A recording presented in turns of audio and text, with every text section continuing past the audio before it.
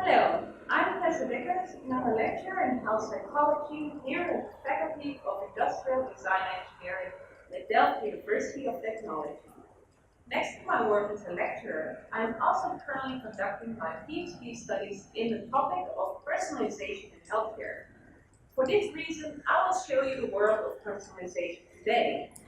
First, we will discuss some closely related concepts of personalization that you may or may not be familiar with already.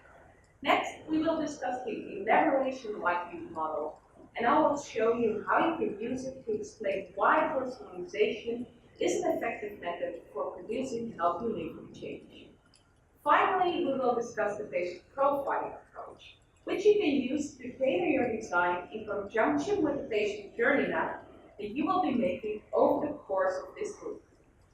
Before we get started, I'd like to take a moment to think about the last time you encountered a message, a service, or product that was made specifically for you.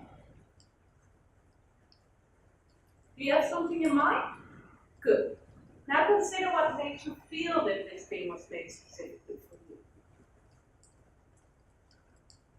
Maybe you consider it made for you because it's a mailing list from your favorite store, which started with your own name. Or is it your favorite set of earphones, which were 3D printed to fit your exact measurements? Or maybe it was a white sneaker, which you yourself decorated with colorful markers after you purchased it, making it a one-of-a-kind that is uniquely yours. While very different, these are all examples of personalized messages, services, and products. Whether it matches your name, measurement, style, values, motivation, or any other characteristic, they have in common that it was made specifically to accommodate one individual. This brings me to the first definition of today's lecture, namely personalization, which can be defined as adapting a message, service, product, or another design to the characteristics of one specific individual or a specific group of individuals. Personalization was traditionally used in settings such as marketing, design, and mass media.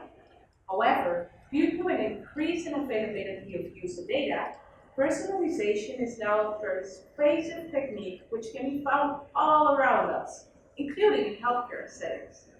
Because personalization is a broad approach, it's important to be able to understand for yourself and to be able to describe to your clients how you apply personalization. Therefore, we will go into some definitions now. Personalization concepts can be roughly mapped on two axes: the extent to which content is individualized and personalized, the system or the user.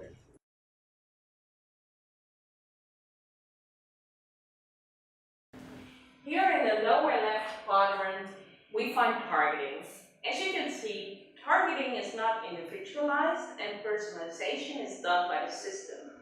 Targeting is the practice of adjusting materials to accommodate the shared characteristic of some specific subgroup in the population. Often these characteristics are demographic in nature, for example, age, nationality, or gender. An example is the Leapfrog My laptop, which was targeted towards girls and boys on the basis of their presumed commonality on the characteristic color preference. Luckily, not all targeted approaches make such broad generalizations. For example, Lourdes Vasconde-Garbanati and her colleagues produced a film to increase cervical cancer screening and prevention in Mexican American women, taking into account the values, culture, holidays, and language of this specific population. The concept segmentation is often used interchangeably with targeting, specifically in the marketing literature. The concepts are similar in that they both concern groups of users in the population. However, targeting includes the practice of both identifying these groups and their characteristics and adjusting the materials accordingly.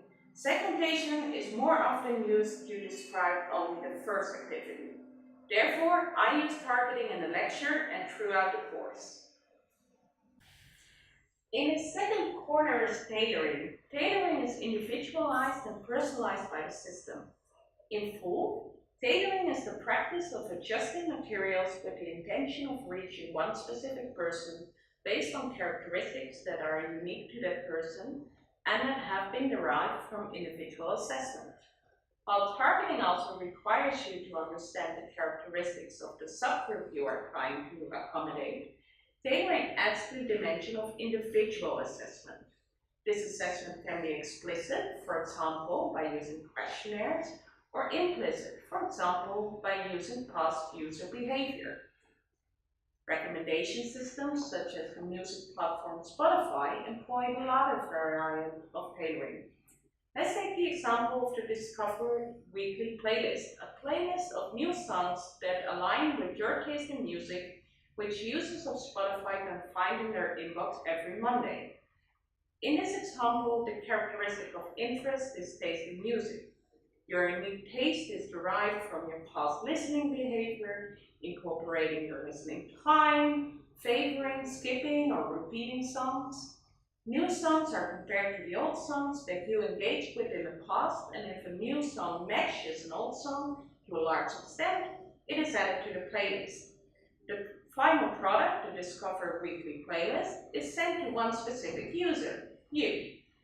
Because all the elements of tailoring are there, namely assessment, adjustments based on characteristics unique to the person, and an intention to reach one specific person, this playlist can be considered tailored. Finally, here on the right, we find customization. Customization is different from tailoring and targeting because the user adjusts the product. Compared to tailoring and targeting, it is always the system, designer, or manufacturer that adjusts the product beforehand. Customized products may be generic prior to customization. For example, that white shoe that is decorated with colorful drawings. Customized products can also be targeted or tailored and customized further. For example, the user of the Spotify playlist may decide to add additional new songs to the playlist that the system has missed. In this way, customization is a useful strategy to complement the targeting approach. It reduces the need for effortful assessment and production of tons of variations of a product because it targets the group level, but still allows for customization to accommodate needs of a specific individual, thereby reducing the risk of stereotyping and stigmatization.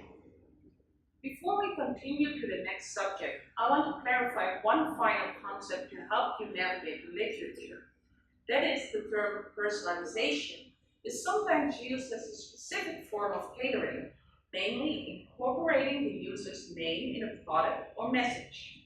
While this definition is valid and used by prominent authors in the field, such as Matthew Kreuter, I use the term as an overarching way to describe the approaches of both tailoring, targeting, and customization.